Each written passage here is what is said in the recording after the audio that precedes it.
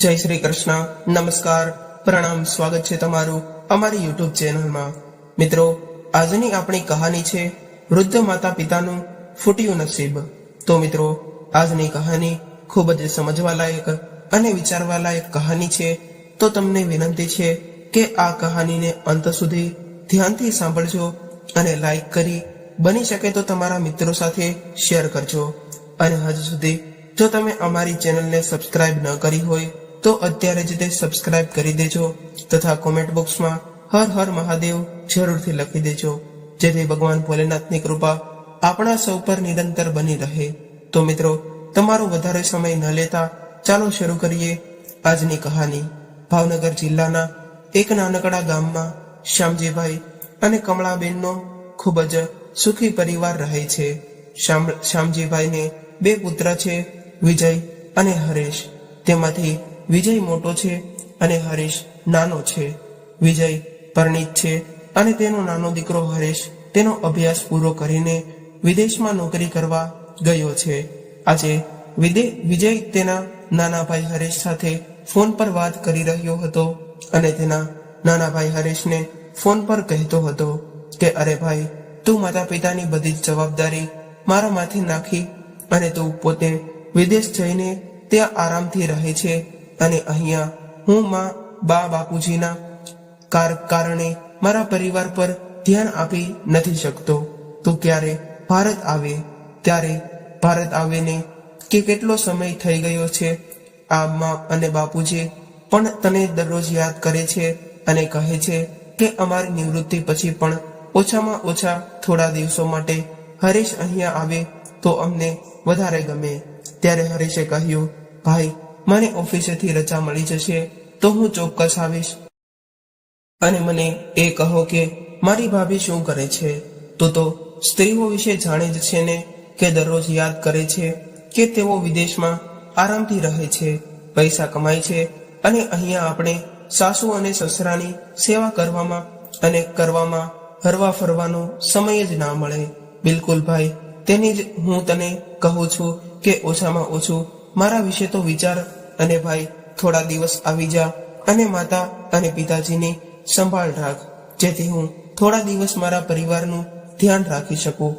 ત્યારે હરેશે કહ્યું, ભાઈ, એવું નથી કે હું તમારી પાસે આવવા નથી માંગતો, અહીંયા હું પણ તમને અને મા બાપુજીને ખૂબ જ યાદ કરું છું અને મને પણ ખરેખર તેમને મળવાનું મન થાય છે, પણ મારે શું કરવું અને આખરે હું કોના માટે કમાઉં છું? તમારા બધા માટે જ ને। પણ ભાઈ, હજુ હું થોડા દિવસની રજા મેળવવાનો પ્રયત્ન કરીશ અને જો રજા મળશે તો હું તમને મળવા ચોક્કસ આવીશ। એટલું કહીને ફોન કટ કરી દીધો અને વિજયની પત્ની હેતલે કહ્યું, અરે શું બંને ભાઈ 1 કલાકથી ફોનમાં વાતો કરી રહ્યા હતા અને શું કીધું મારા દિયરે? તેઓ તેમના ભાઈ ભાભીની અને તેમના માતા પિતાની જવાબદારી નિભાવવા ક્યારે આવી રહ્યો છે? તેઓ છેલ્લા 2 વર્ષથી વિદેશમાં રહીને મોજ મજા કરી રહ્યો છે અને અહીં અમારી કમર તૂટી ગઈ મા બાપની સેવા કરીને। પણ કોઈ વાંધો નહીં, તેઓ આટલા બધા પૈસા કમાય છે તો લાવીને અમને પણ આપશે ને? શું તમને લાગે છે કે તે આટલા પૈસા આપશે તેના મોટા ભાઈને અને તેના માતા પિતાને? ત્યારે વિજયે કહ્યું, શું તે એટલો મૂર્ખ છે કે તે એકલો રહીને દિવસ રાત એટલી મહેનત કરે છે? અને તને શું લાગે છે તેમની કમાણીનો 1 પણ રૂપિયો તે કોઈને પણ આપશે નહીં?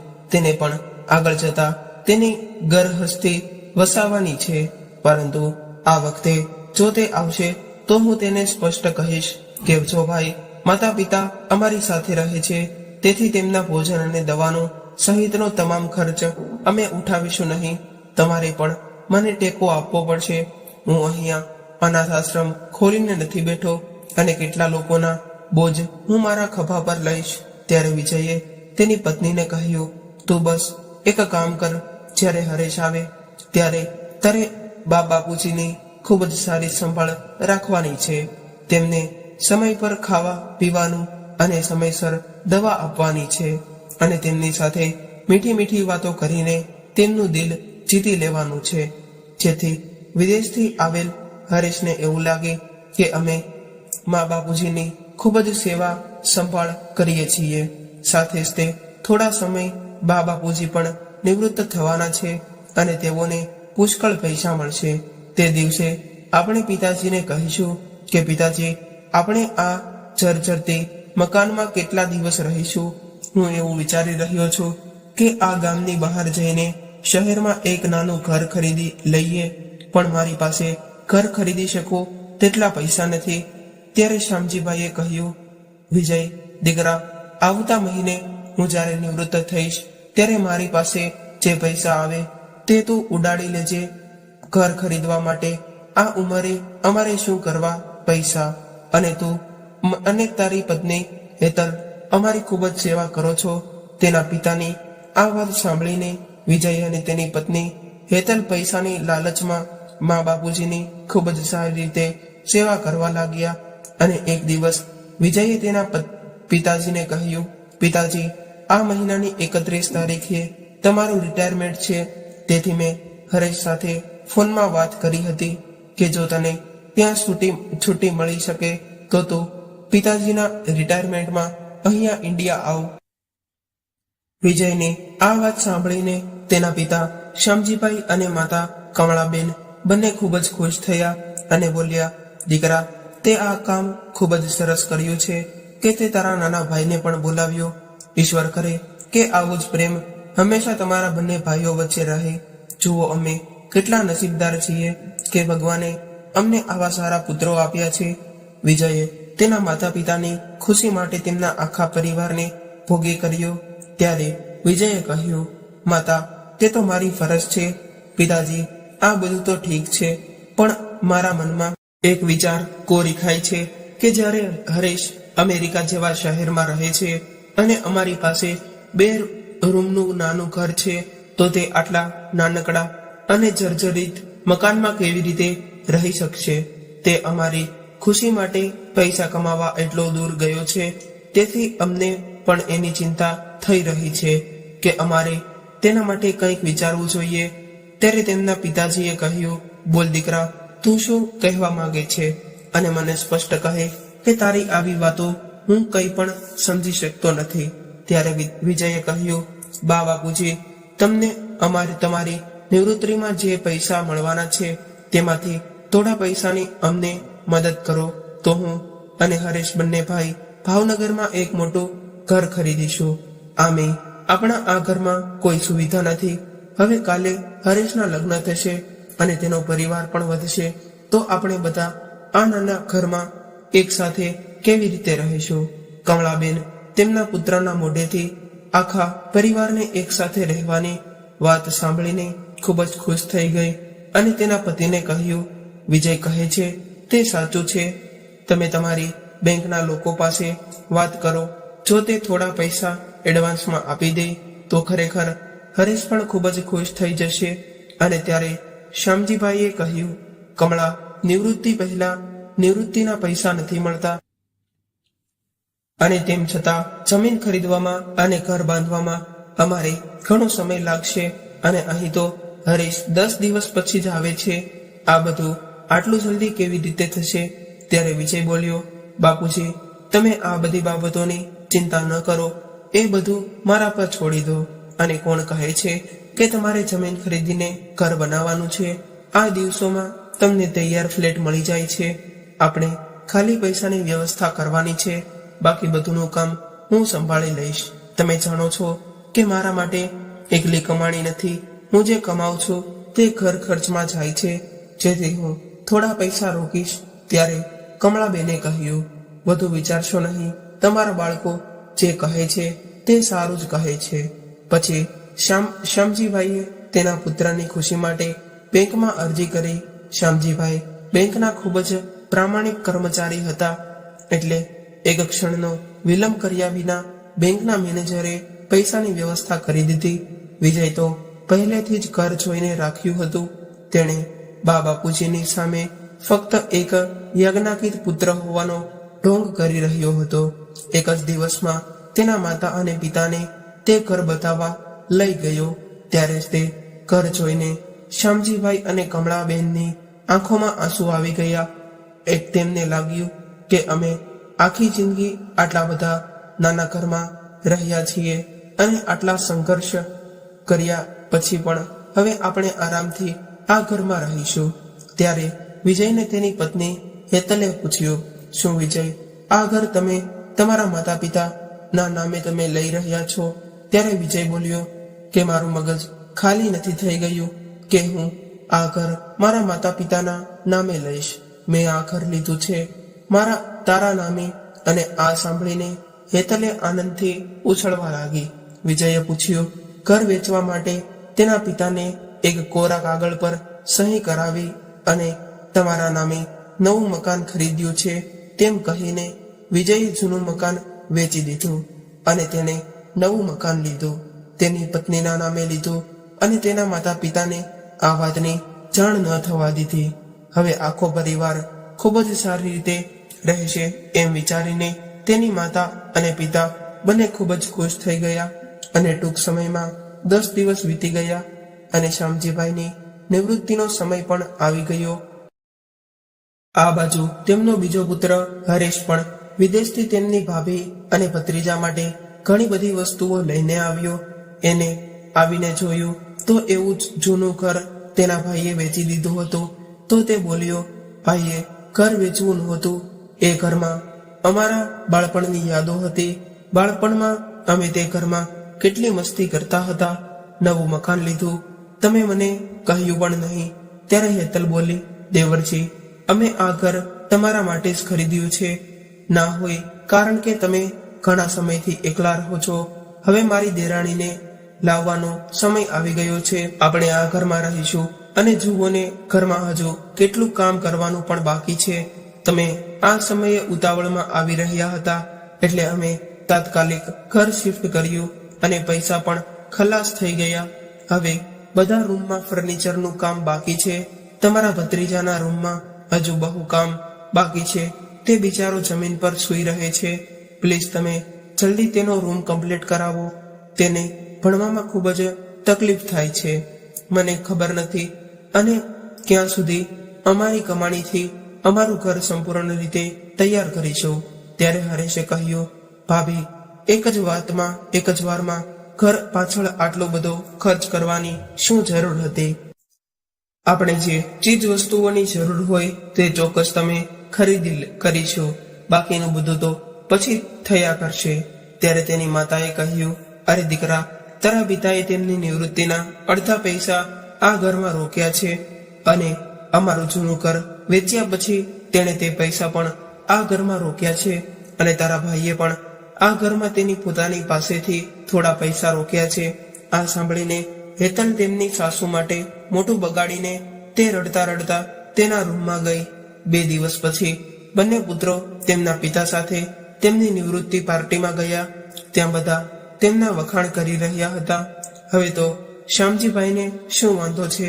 એક દીકરો વિદેશમાં ઘણા પૈસા છાપે છે અને બીજો દીકરો અહીં ઘર ખરીદે છે. હવે તો શ્યામજીભાઈના બંને હાથમાં લાડુ છે. હવે તો તે ઈશ્વરની ભક્તિમાં જ તે આરામથી પોતાની વૃદ્ધાવસ્થા કાપશે. શ્યામજીભાઈ આવી વાતો સાંભળીને તે અવાચક થઈ ગયા અને તેની છાતી ગજગજ ખુલી ગઈ હતી. પાર્ટીમાં હાજર દરેકના મોંમાંથી તેમના બાળકો વિશે વખાણ સાંભળ્યા પછી થોડા દિવસો પછી હરેશ તેના પિતાને કહ્યું, બાપુજી, તમે મારી સાથે આવીને વિદેશમાં કેમ નથી રહેતા? હવે તો હું અમેરિકામાં સેટલ થઈ ગયો છું. હું ત્યાં એકલો રહું છું. મને પણ તમારી બંનેની સેવા કરવાનો મોકો મળવો જોઈએ. એટલામાં હેતલ બોલી, અરે દિયરજી, તમે કામને લીધે આખો દિવસ ઘરની બહાર જ રહેશો તો પાછળથી તમારા મમ્મી પપ્પાનું ધ્યાન કોણ રાખશે? અને તમે હજી પરણ્યા પણ નથી તો કોણ સંભાળી શકે? પાછળથી માં અને પિતાજી ગમે તેમ કરીને દિવસ તો કાઢી નાખશે, પણ આ લોકો વિદેશી ભાષા નહીં સમજે તો આ લોકો સાથે શું વાત કરશે? ત્યારે તેમની માતાએ કહ્યું, દીકરા, વહુ કહે છે તે સાચું છે. એકવાર તું લગ્ન કરી લે, વહુ આવી જાય પછી તું કહે તે ત્યાં અમે તારી સાથે જઈશું. જવાબદારી નિભાવતા વિજયે ધીમેથી હેતલ પાસે જઈને કહ્યું, અરે, આ મુસીબત ચાલી જઈ રહી હતી તો પછી તમે મને કેમ જવા દીધી નહીં? ત્યારે પાયલે મુસ્કુરાઈને કહ્યું, અરે મારા નિર્દોષ પતિ, તમે કેમ એમ કહો છો? બાપુજીના નિવૃત્તિના પૈસા હજુ પૂરા નથી આવ્યા અને તેમને દર મહિને પેન્શન પણ મળે છે, તે કેમ ભૂલી જાઓ છો? અને હું ફ્રીમાં ઘરનું કામ કરવા માટે નોકર ક્યાંથી લાવીશ? અને આનાથી સારા નોકર મને ક્યાંય નહીં મળે. તમે ચૂપ રહો અને તમારી પત્નીના કલામને જોતા રહો. હેતલની આ વાત સાંભળીને તેમના દિયર હરેશે કહ્યું, બા બાપુજી, તમારી ગમે તે ઈચ્છા હોય તો તમે મને કહી શકો છો. તેમ છતાં જો તમને કોઈ પણ વસ્તુની જરૂર હોય તો મને જણાવો, ત્યારે જ તે. હેતલ બોલી, દિયરજી, હવે તો પિતાજીની આવકનો સ્ત્રોત પણ નથી રહ્યો અને આ વૃદ્ધાવસ્થામાં હજારો રોગો આવતા રહે છે. એકવાર તમે તેને ડોક્ટર પાસે લઈ જાઓ તો તે એક મોટું બિલ બનાવે છે અને તમારા ભાઈની આવક પણ આટલી બધી નથી. પછી અમારા બાળકોના ભણતરનો ખર્ચ પાછળ કેટલા પૈસા ખર્ચાય છે અને માતા પિતાના કારણે ઘરનું વિસ્તરણ પણ થાય છે, તે તમે સમજી શકો કે નહીં? હવે હરેશ તેમની ભાભીનો ઈશારો સમજી ગયો અને તેણે તરત જ તે 1 લાખ રૂપિયાના ચેક પર સાઇન કરીને તેના ભાઈને આપ્યો અને કહ્યું, ભાઈ, હું દર મહિને પૈસા મોકલાવતો રહીશ અને પિતાને દર મહિને પેન્શનના પૈસા મળે છે, તેથી આનાથી વધુ કોઈ ખર્ચ ન હોવો જોઈએ. અને હા, કૃપા કરીને કાકા તરફથી મારા ભત્રીજાનો રૂમ પૂરો કરાવો, જેથી તેને ભણવામાં મુશ્કેલી ન પડે. પછી બધાને અલવિદા કરીને તે વિદેશ જવા રવાના થયો. વિદેશને જતો હરેશને જતો જોઈને શ્યામજીભાઈ અને કમળાબેનની આંખો ભીની થઈ ગઈ. હરેશના ગયા પછી બધું બરાબર ચાલતું હતું. હેતલ તેની સાસુને મીઠી મીઠી વાતો કરીને ઘરના તમામ કામો કરાવતી અને ઘરના નાના મોટા અને બહારના કામ તેના સસરા પાસે કરાવતી હતી. વિજય પણ તેના પિતાને પૂરો સમય આપતો હતો અને નિવૃત્તિના પૈસા ખાતામાં આવવાના બાકી હોવાથી તેને વારંવાર બેંકમાં લઈ જતો હતો.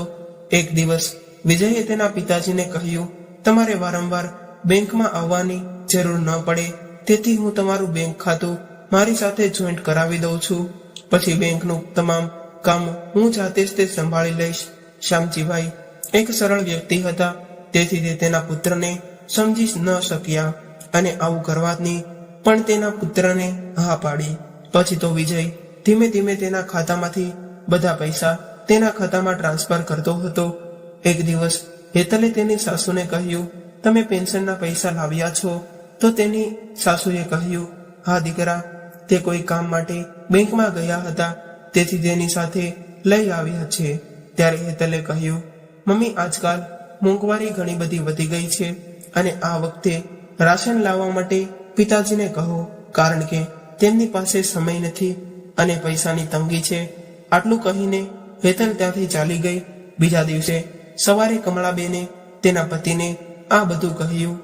પછી શ્યામજીભાઈ એ હેતલને બોલાવીને કહ્યું, હેતલ દીકરા, દર મહિને હરેશ પણ વિદેશથી પૈસા મોકલે છે, તો પછી આટલી તકલીફ કેમ છે?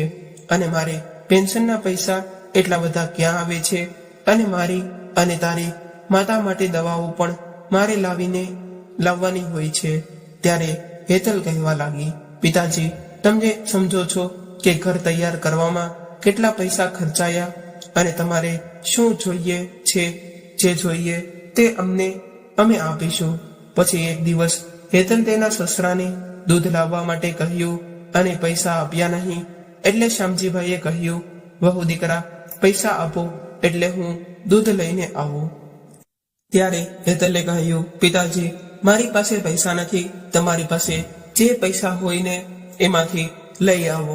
હવે શ્યામજીભાઈ દૂધ લેવા માટે જાય છે અને એક થેલી દૂધની લઈને જ્યારે આવ્યા ત્યારે તે સંપૂર્ણ પરસેવાથી લપથપ થઈ ગયા હતા. આ જોઈને કમળાબેને કહ્યું, અમારી વ્યર્થા પુત્રવધૂને નહીં સમજાય. તમે વિજયને કેમ નથી કહેતા કે હવે આ વૃદ્ધાવસ્થામાં અમે આ બધું કરી નથી શકતા? તમારી હાલત તો જુઓ, આ ઉંમરે ખૂબ જ બહાદુર થવું યોગ્ય નથી. ત્યારે જ તે હેતલ ત્યાં આવી અને બોલી, બાપુજી, દૂધ લાવ્યા? હા બેટા. હે ભગવાન, તમે એક જ તે પેકેટ દૂધ લાવ્યા. એક પેકેટથી શું થશે? હવે હું તમારા માટે ચા બનાવીશ કે મારા પુત્રને સાંજે દૂધ આપીશ. અને માજી, આજે આપણી કામ કરવા વાળી આવવાની હતી, તો આજે ઝાડુ પોતા અને વાસણો તમારે જ સાફ કરવા પડશે. અને હા, છેલ્લે બાથરૂમ પણ સાફ કરી નાખશો. વહુ, હું એકલી કેટલું કામ કરીશ? તો હેતલ બોલી, માજી, મારી કીટી પાર્ટી છે, તેથી હું થોડી તૈયાર કરીશ. હવે હેતલનું તેના સાસુ અને સસરા પ્રત્યેનું વલણ દિવસે ને દિવસે ખરાબ થતું હતું. પહેલા તો એ પ્રેમથી કામ કરાવ્યા કરતી હતી, અને હવે તો હેતલનું રોજનું આ નાટક બની ગયું હતું. અને પગારના પૈસા બચાવવા તેમણે નોકરાણીને પણ રજા આપી દીધી હતી. ધીરે ધીરે સમય વીતવા લાગ્યો, અને હવે તો શ્યામજીભાઈ અને કમળાબેનની હાલત એકદમ ખરાબ થવા લાગી. હવે તો તેના દીકરાને પણ તેની માતા અને પિતા સાથે કોઈ લેવા દેવા ન હતી, અને પુત્રવધૂના અત્યાચારો ઓછા થવાના ચિહ્નો દેખાતા ન હતા. અને તે જોતા કમળાબેને કહ્યું કે આના કરતા તો આપણે હરેશ સાથે ગયા હોત તો તે સારું હતું. ત્યારે શ્યામજીભાઈ બોલ્યા, કોઈ ફાયદો નથી, હરેશ પણ અહીંથી ગયો પછી એમણે પણ ફોન કરીને આપણી ખબર પૂછી પણ નથી. આ સાંભળીને કમળાબેને કહ્યું, ના, એવું કંઈ નથી. 1-2 દિવસ પહેલા જ તે મેં વિજયને હરેશ સાથે વાત કરતા જોયો હતો. કદાચ હરેશ અમારી સાથે વાત કરવા માંગતો હતો, પણ વિજય તેને ખોટું બોલ્યો કે બા બાપુજી 2-3 દિવસથી વૃંદાવન ગયા છે. હું કાંઈ બોલવા ગઈ તે તરત જ પાછળથી હેતલે આવીને મારું મોઢું બંધ કરી દીધું, અને હવે આ ઘરમાં રહેવું ખૂબ જ મુશ્કેલ થઈ ગયું છે. મને ખબર નથી પુત્રવધુ અને દીકરો અમારી સાથે શું કરવાનું વિચારી રહ્યા છે. ત્યારે જ તે હેતલ દરવાજા પર કાન લગાવીને બધું સાંભળી રહી હતી. પછી સાંજે જ્યારે વિજય ઘરે આવ્યો ત્યારે હેતલે વિજયને બધું કહ્યું. તો વિજયે કહ્યું, હવે શું થશે? જો હરેશને આ આખી વાતની ખબર પડશે તો તે અમને પૈસા પણ આપવાનું બંધ કરી દેશે, અને કદાચ તે બા બાપુજીને પણ તેમની પાસે બોલાવી લેશે. જો તેને ખબર પડશે કે અમે બા બાપુજી સાથે ગેરવર્તન કરી રહ્યા છીએ તો તે અમને પણ નહીં છોડે. એટલું કહીને વિજય ચાલ્યો ગયો, અને હેતલે તેને પાછો બોલાવ્યો અને કહ્યું, જો તું મારી યોજના પ્રમાણે ચાલીશ તો તને કહી નહીં વાંધો થાય. હું જે રીતે જીવું છું તે રીતે તું કર, અને હરેશને કંઈ ખબર નહીં પડે. ત્યારે વિજય બોલ્યો, તું આવું શું કરવા જઈ રહી છે? શું વિચાર ચાલે છે તારા ખરાબ મનમાં? ત્યારે હેતલે વિજયના કાનમાં તેનો પ્લાન સંભળાવ્યો. ત્યારે હેતલનો પ્લાન સાંભળીને વિજય આનંદથી નાચવા લાગ્યો અને બોલ્યો, હેતલ, તે એવી રીતે પ્લાન બનાવ્યો છે કે સાપ મરી જશે અને લાકડી પણ નહીં તૂટે.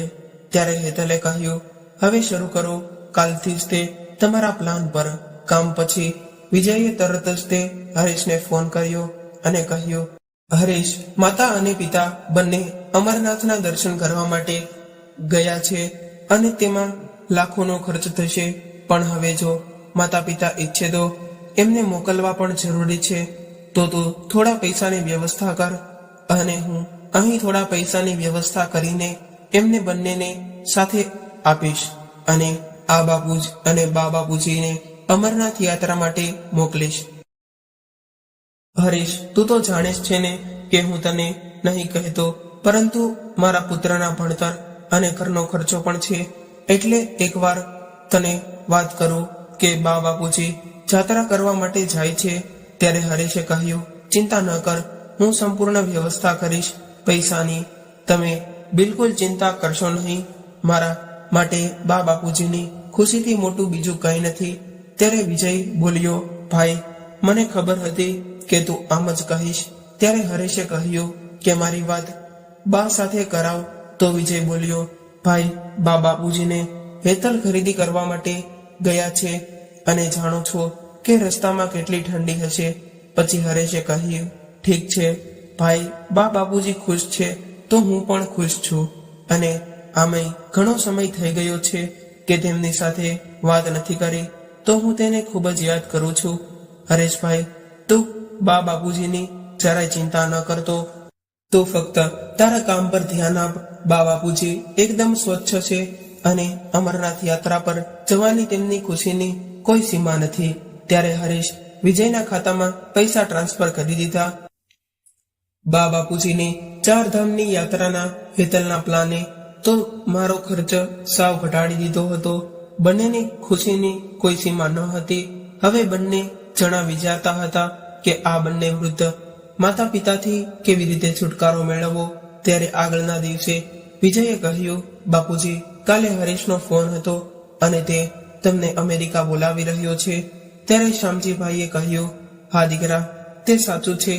દીકરા, તને પણ અમારી સાથે પણ સમય વિતાવવાનો સમય મળશે. પછી વિજયે હેતલ તરફ જોયું અને બીજે દિવસે બંને રાજી થઈ ગયા. તમે લોકો તમારું પેકિંગ કરો. માજી પણ તમને આ બધા ઘરેણાં ઉતારીને લોકરમાં મૂકી દો. ત્યારે માજીએ ખબર ન હતી કે તેમની હોશિયાર વહુના પુત્રવધુના મગજમાં શું ચાલી રહ્યું છે.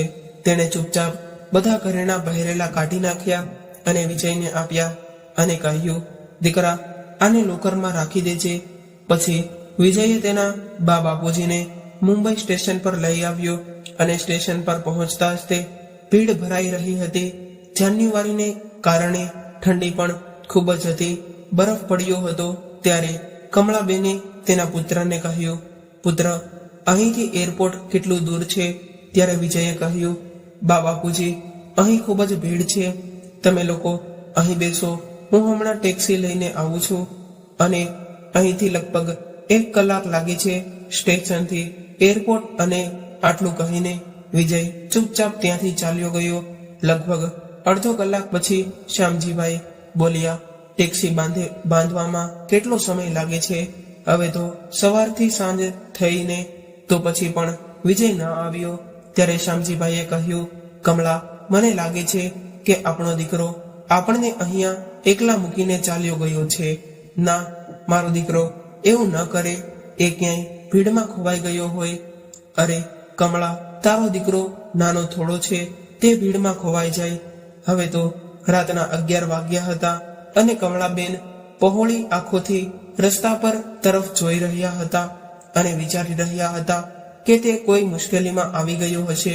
આટલા મોટા શહેરમાં તે ક્યાં ગયો હશે? તેને અમે ક્યાં ગોતીએ? બંનેએ એકબીજાનો હાથ પકડીને બીજા લોકોને પૂછવાનું શરૂ કર્યું અને આ અજાણ્યા શહેરમાં કોઈ ઓળખે છે? અને થાકીને બંને જણા એક ઝાડ નીચે બેસી ગયા અને શ્યામજીભાઈના ખિસ્સામાં થોડા પૈસા હતા. તે પૈસાથી કમળાબેન માટે ચા અને બિસ્કિટ લીધા અને એકબીજાના ખભા પર હાથ મૂકી અને તેઓ જમ્યા. પછી તેઓ ત્યાં જ સૂઈ ગયા. સવારે જ્યારે તેમની આંખ ખુલી ત્યારે તેણે જોયું કે તે લોકો તેમની આગળ છૂટા પૈસા નાખીને જતા હતા. આ જોઈને તેમનું હૃદય ભરાઈ આવ્યું કે લોકો તેમને ભિખારી માનતા હતા અને તેમની સામે સિક્કા વરસાવી રહ્યા હતા. તેમણે કમળાબેનની સામે સિક્કા વરસાવી રહ્યા હતા.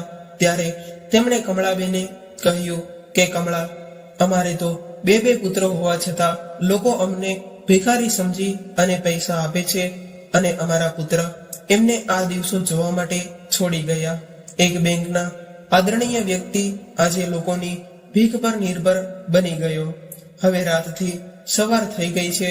હવે તો અમારો દીકરો અમને લેવા નહીં આવે અને તેણે અમારી સાથે છેતરપિંડી કરી છે અને ખબર નહીં કે અમે ક્યારે બીજે ક્યાંય જવા તૈયાર નહીં થઈએ.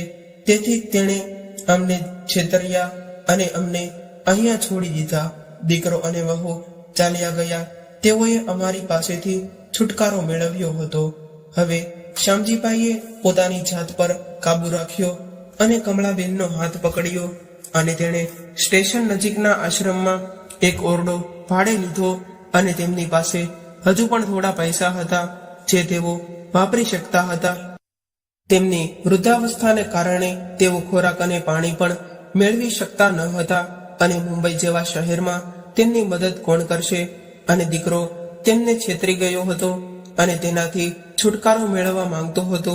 તેથી અમારા પ્રેમનો એમણે અમને આવો જવાબ આપ્યો. હવે શ્યામજીભાઈ પોતાની જાતને કાબૂમાં રાખીને મુંબઈ સ્ટેશન પાસે આવીને ઝાડ નીચે બેસીને તેણે લોકોના બૂટ પાલિશ કરવાનું કામ શરૂ કર્યું અને બીજા તરફ વિજય અને હેતલ તેના માતા પિતાથી છુટકારો મેળવવાની ખુશીમાં ઉછળી રહ્યા હતા અને હરેશને ફોન કરીને મેસેજ કર્યો અને કહ્યું, માતા પિતા અમરનાથની યાત્રામાં નીકળી ગયા છે. હવે તે 2 મહિના પછી પાછા આવશે.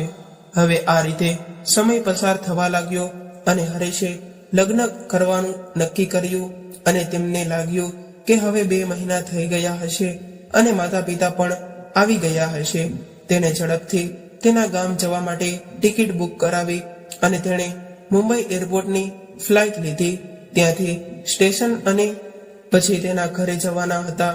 જ્યારે તેઓ મુંબઈ સ્ટેશન પર પહોંચ્યા ત્યારે શ્યામજીભાઈ એક ખૂણામાં બેસીને લોકોને બોલાવી રહ્યા હતા અને કહેતા હતા કે તમારા શૂઝને પોલિશ કરાવો, તમારા શૂઝને પોલિશ કરાવો. હરેશે તેમનો અવાજ સાંભળ્યો અને તેમને આ અવાજ પરિચિત લાગ્યો હતો. તેણે આજુબાજુમાં જોયું અને કોઈ ન દેખાણું. પછી તેણે પોતાનો થેલો ઉપાડ્યો અને સ્ટેશન તરફ ચાલવા લાગ્યો. અંદર પ્રવેશતા જ તે ફરીથી લોકોની ભીડને ઓળંગીને અવાજની નજીક ગયો. ત્યાં પહોંચ્યો ત્યારે તેને પોતાની આંખો પર વિશ્વાસ ન આવ્યો. આજ સુધી તેણે તેના પિતાને માનથી માથું ઊંચું રાખીને જીવતા જોયા હતા. આજે એ જ પિતા લોકોના પગરખા સાફ કરતા હતા. તેની માતા તેની બાજુમાં બેઠી હતી અને લોકોના ફાટેલા જૂના કપડાં લઈને ચાલી રહી હતી. આ જોઈને હરેશ તેના પિતાને ગળે લગાડી અને જોર જોરથી રડવા લાગ્યો. તેને કશું બોલવાની પણ ભાન નથી રહી. પછી ઘણી વાર પછી હરેશે તેની માતાને પૂછ્યું, માં, તમે બંને અહીં કેમ છો? તમે તો અમરનાથ યાત્રામાં ગયા હતા ને, તો પછી અહીં કેવી રીતે આવ્યા? હરેશની આંખોમાંથી સતત આંસુ વહી રહ્યા હતા. હું મારા માતા પિતા અને પિતાનો લાડકવાયો છું. મેં લગભગ મારું જીવન છોડી દીધું છે. મારા પુત્રને જોઈને હું જાણે વર્ષોથી લડતો હતો. હરેશે આજે તેની અલગ થયેલી માતાને મળ્યો અને હરેશે તેના બાપુજીને પહેલા ભોજન કરાવ્યું. પછી હરેશે તેની માતાને તેની સ્થિતિનું રહસ્ય પૂછ્યું. ત્યારે કમળાબેને કંઈ બોલી ન શક્યા. ત્યારે હરેશે તેના પિતાએ આખી ઘટના બતાવી. આ કેવો સમય આવી ગયો છે, મા બાપ તેના ઘરે પણ સલામત નથી. પછી હરેશે તેની આંખોમાં આંસુ લાવ્યા અને પછી બંનેને ટેક્સીમાં બેસાડી અને તેના ગામ જવા રવાના થયો. દરવાજે પહોંચ્યો. પછી હરેશ તેના માતા પિતાને ટેક્સીમાં બેસાડ્યા અને હરેશને જોઈને હેતલ ચોંકી ગઈ અને કહ્યું, અરે દિયરજી, તમે અચાનક ક્યાંથી આવ્યા? તમે આવવાના છો તે અમને જણાવ્યું પણ નહીં. હરેશે કહ્યું, શું થયું ભાભી? તમે કેમ ચોંકી ગયા?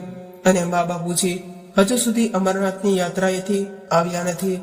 ત્યારે પાયલે કહ્યું, ન્યા દિયરજી હજુ એ યાત્રામાંથી નથી આવ્યા. એમ કહીને હેતલ કંઈક લેવા જતી રહી. ત્યારે ટેક્સીનો દરવાજો ખોલીને તેના માતા પિતાને બહાર આવવા કહ્યું. ત્યારે વિજય તેના બા બાપુજી તરફ આગળ વધ્યો. ત્યારે તરત જ હરેશે તેના મોટા ભાઈના ગાલ પર જોરદાર થપ્પડ મારી અને કહ્યું, મારા બા બાપુજીને અડશો નહીં. તમારામાં એટલી હિંમત છે કે તમે તેને તેના ઘરમાંથી બહાર કાઢી મૂક્યા અને તેના પૈસાથી ઘર ખરીદ્યું અને પછી હું જે કંઈ પણ ખર્ચો મોકલું તે પણ તમે બા બાપુજીને આપતા ન હતા. હવે તમે મારી માતાને સ્પર્શ કરશો નહીં. તમારી પાસે આટલી હિંમત હતી કે તમે તેમને તેમના ઘરમાંથી બહાર કાઢી મૂક્યા અને આજે હું મારા માતા પિતા માટે ઊભો છું. વિચારો કે તમારી પાસે બીજું કોઈ બાળક પણ નથી કે તમારા માટે ઊભું હોત શક્ય હશે. અને ભાભી, કેવી રીતે? શું તમે એક સ્ત્રી બનીને બીજી સ્ત્રીનું દુઃખ પણ નથી સમજી શકતા? શું તમને જરાય શરમ નથી આવતી?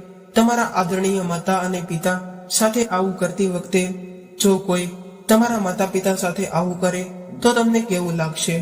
એવા લોકો પર જેઓ થોડા પૈસા માટે પણ થોડી ખુશી માટે ભગવાન જેવા માતા પિતાને રસ્તા પર ફેંકી દીધા. જો તમે તમારા બાળકોને જન્મથી સાથે જ તે રસ્તા પર ફેંકી દો તો એ બાળકોનું ભવિષ્ય કેવી રીતે કેવું હશે?